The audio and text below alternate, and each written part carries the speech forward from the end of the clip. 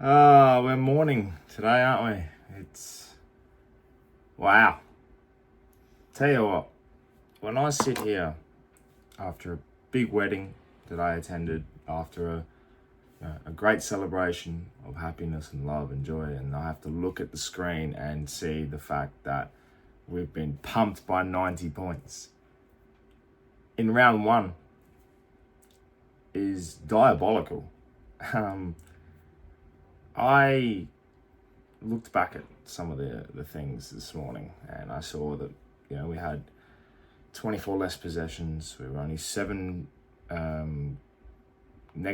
in contested possessions. And I was sitting here and I was just looking at that and I was like, where did it all go wrong? And then I saw it.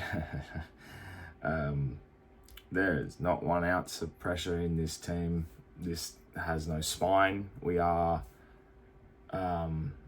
not ruthless. We have a soft leadership and we have no ability to turn a game back into our favour at all. And it was over from the first quarter for Port Adelaide. I'll throw the blame to everyone here because the players putting in a performance like that is just shit. The coaching performance was bang average because what do you achieve if you're getting pumped every single quarter, and as soon as the pressure was put onto us, we caved, we fiddled. It's depressing. It's disappointing. And the best part about this loss, the best part about the feeling about it is the fact that it's round one, which means there's still 23 more weeks of hope and depression and shit like that to come our way for the rest of the year. What baffles me is we have, as I said, some of the stats, we have 24 less possessions for the whole game, and yet they have 17 more inside 50s. They were so efficient going inside 50. We were weak under pressure, and we just didn't want to bar it. We just didn't want a thing, and we were pretty competitive in the stoppages and the clearances. We won all across the night. The hit-outs were won as well, but Collingwood just produced pace and they produced, quality footy and were able to just get stuff that just, I'm embarrassed at the fact that we sit here now and it's round one. Somehow, we've taken over as Carlton as the laughing stock of the weekend. And I thought that was pretty funny on Thursday night. And yet I'm sitting here and going, no, this is no laughing matter. I know how they feel. It's embarrassing. It's terrible. It's shit. We took this too complacent. We went into this game thinking, oh, well, the Pies got pumped by 50 points last week. We'll come across here, play our first game of the year and do wonders. And to be honest, Lukosha's kicking his first goal for the football club and kicked us off the right way to start the game. It was a glimmer of hope I needed to sit there and go, right, we are in this, we are on, and we are ready to go.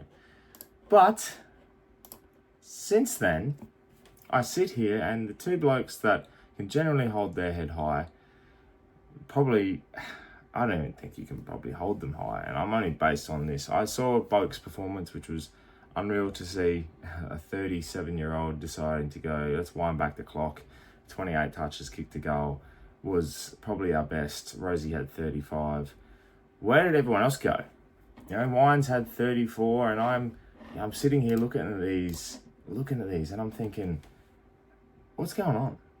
How is this possible? How is this turned into something that, we failed at? Like, I genuinely cannot get my head around the fact that I sit here now and we've been pumped by 90 points. Joe Berry had a tough debut. Pau Pepper didn't look fantastic. It was DBJ's 200th game and nothing special could have been produced. Hornet was okay, but nothing fancy. The big players. There is your 4 or 5 that generally sit at the top, and then the gap between the 5th player and the rest is enormous. And I sit here and say that because if that gap is like growing and those players that are underneath that gap and they don't perform, we look Shit. I didn't watch the full game. I have looked back at moments. I've looked back at what people have said online. And if this is the performance that you're putting out this week, Port Adelaide, then why should you sell hope for next week against the Tigers?